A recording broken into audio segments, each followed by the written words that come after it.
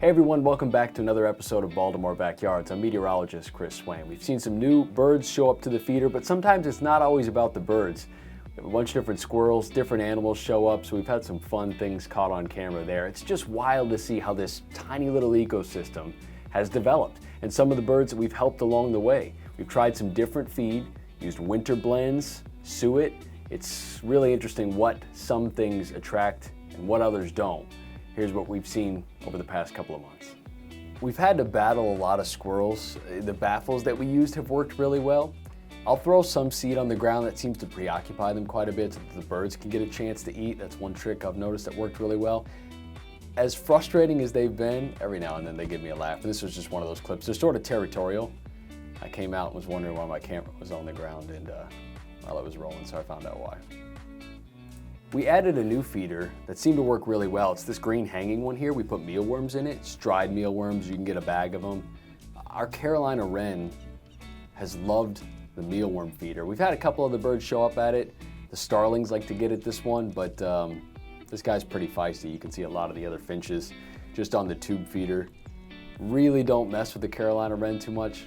A little territorial, but that's been a really good one to keep the Carolina Wren around for a while. So if you think about a nesting box where you want one to stay, water source is good, and a mealworm feeder, and you can put up a box for him. He seems to enjoy that.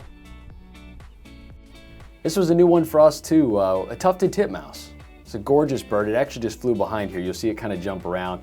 They're a little skittish. They'll get kind of bullied around, but you'll hear in this, its call is incredible. It's got this really high-pitched call. Again, that finch kind of bullies it out of there, but beautiful bird. I love the crest and the shot we get up close. I've had trouble getting this one, but that seemed to work. It'll take a peanut. This is one we've had a lot of success with, but I know it's a favorite for a lot of people. Right in the middle of the pole, you'll see this downy woodpecker slide down. This was a busy day overall. You can see the amount of birds that we have. They love to duck in and out of these bushes. They get security, they come back. I mean, you can see just half a dozen right there and then finches all over it. But the downy woodpecker was a lot of fun. Got the red spot on the back of its head, hanging out on the suet feeder. If you're looking for woodpeckers, suet feeder has worked really well for us. And then the finches kind of stay on the tube feeder. But that's a day I just filled everything up and it was packed. I mean, it's been really busy as a lot of these birds are migrating to and from. Well, thanks for watching this week's episode. We've had a ton of fun with this project. I love putting up new feeders. We're getting closer to spring, so we got a lot on the plate. I can't wait to try for some orioles, hummingbirds. Still weeks away for many of those, but it's exciting to look forward to it. We're in the planning phase. We'll try out some different things. Just be sure to check back here for new weekly episodes. Thanks for watching.